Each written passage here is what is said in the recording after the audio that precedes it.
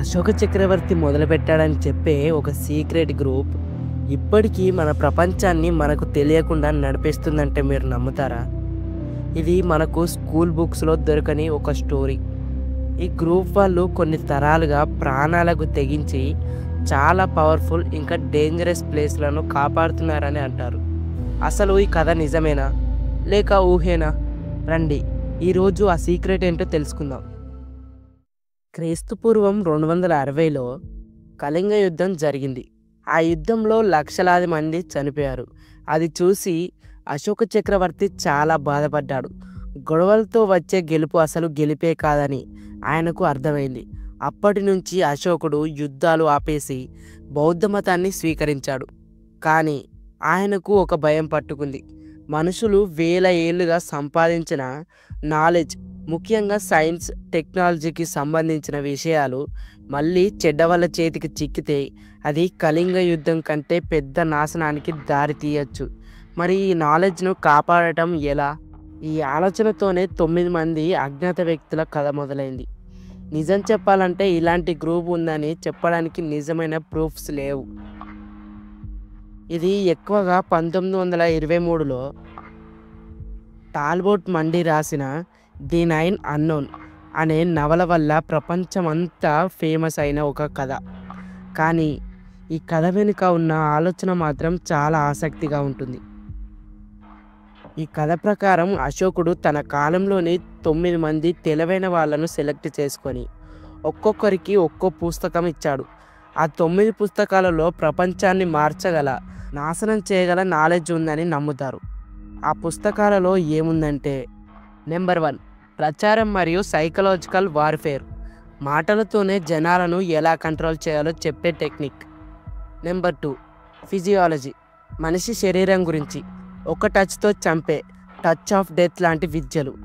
Number 3 microbiology, సూక్ష్మజీవులతో ప్రయోగాలు, bio weapons తయారీ. Number 4 Alchemy, మామూలు లోహాలను బంగారంగా మార్చడం. నెంబర్ 5 ఏలియన్ కమ్యూనికేషన్, గ్రహాంతర వాసులతో మాట్లాడే పద్ధతులు.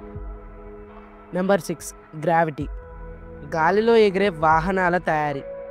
నెంబర్ 7 కాస్మాలజీ, టైం ట్రావెల్ అంటే టైంలో ముందుకు వెనక్కి వెళ్ళడం. నెంబర్ 8 కాంతి, లైట్ స్పీడ్ను మార్చే టెక్నాలజీ. నెంబర్ 9 సోషియాలజీ, దేశాలు ఎందుకు పడిపోతాయో. ఈ 9 మంది వాళ్ళ వారసులు తరతరాలుగా ఈ జ్ఞానాన్ని కాపాడుతూనే ఉన్నారని ఈ కథ చెబుతుంది.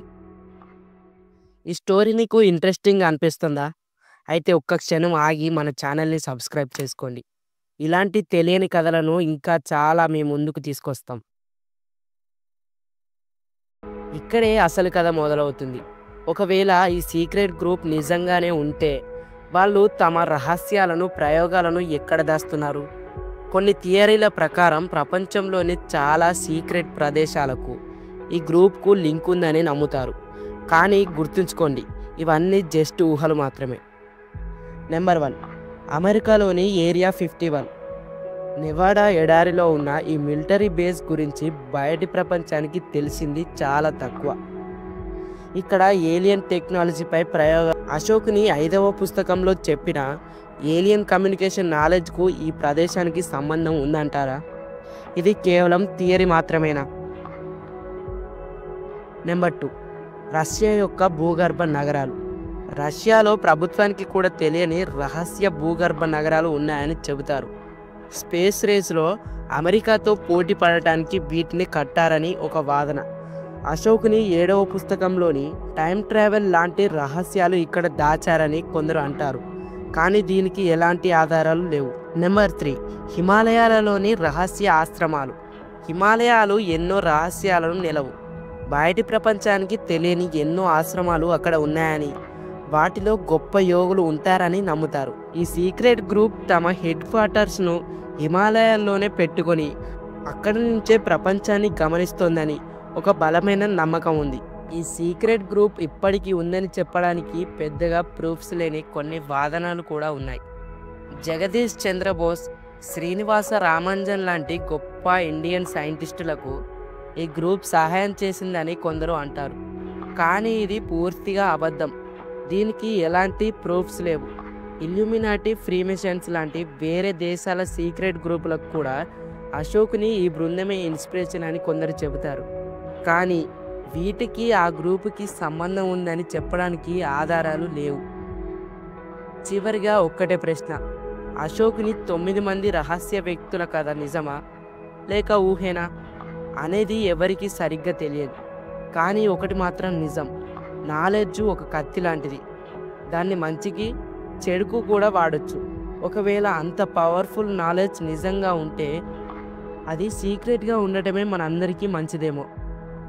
ఈ సీక్రెట్ గ్రూప్ గురించి, వాళ్ళు కాపాడుతున్నారని చెప్పే ప్రదేశాల గురించి మీరు ఏమనుకుంటున్నారో కింద కామెంట్స్లో చెప్పండి.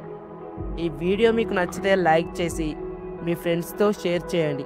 మరిన్ని ఇలాంటి ఇంట్రెస్టింగ్ వీడియోల కోసం మా ఛానల్ను సబ్స్క్రైబ్ చేసుకోవడం మర్చిపోకండి.